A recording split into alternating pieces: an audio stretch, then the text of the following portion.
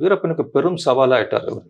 இவரும் அரசு படையாச்சு. அதே அவங்க எந்த ஜாதியை சேர்ந்தோ அதே தான். அதனால அந்த ஜாதியை வச்சோ வேற இதை வச்சோ அவர் பிரிக்க முடியல. கோபாலகிருஷ்ணனுக்கு இன்ஃபார்மன்ஸ் நிறைய ஆயிட்டாங்க. வில்லேஜர்ஸ்னுடைய பாவர்ட்டி, அதாவது அவங்களுடைய இயலாமை காரணமாக, எக்கனாமிக் இன்னபிலிட்டி காரணமாக 20 ரூபா நோட்டு கொடுக்கறதே பெரிய விஷயம். அந்த நோட்டு அந்த கிராமத்துல பார்க்கறதே ஒரு அதிசயமானதா இருக்கு. வீரப்பன் தான் நல்ல கரெக்டான கூலி எல்லாம் கொடுத்து அவங்க கிராமமா போய் சந்தனக்கட்டை வெட்டிட்டு இருந்தாங்க. ஸோ இந்த நாள் வளர்ந்து வர வர ஒரு முக்கியமான நாள் குட் ஃப்ரைடே அன்னைக்கு, ஒரு ஏப்ரல் 1993 என்று நினைக்கிறேன். அன்னைக்கு பார்த்து ராம்போ கோபாலகிருஷ்ணன் என்று ஒருத்தர் இருந்தார். அவர் இறந்துட்டார். இப்போ ராம்போ ராம்போ மாதிரியே இருப்பார். அவருடைய கை நார்மல் ஆவரேஜ் சராசரி மனிதனோட தொடையை விட பெருசாக இருக்கும். அவ்வளோ பெருசாக இருக்கும் மசில்ஸ். எங்கள் சேலத்தில் தான் நான் எஸ்பியாக இருக்கும்போது என்னை சந்திச்சிருக்காரு.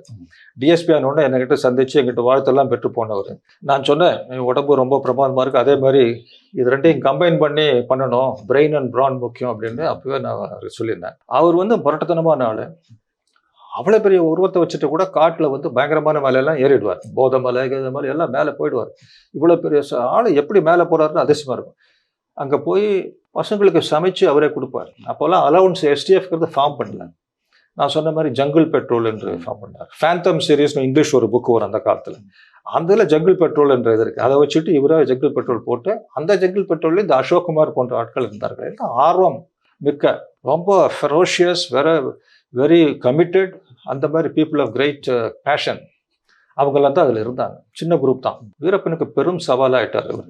இவரும் அரசு படையாச்சு. அதே அவங்க எந்த ஜாதியை சேர்ந்தோ அதே தான். அதனால அந்த ஜாதியை வச்சோ வேற இதை வச்சோ அவர் பிரிக்க முடியல. கோபாலகிருஷ்ணனுக்கு இன்ஃபார்மன்ஸ் நிறைய ஆயிட்டாங்க.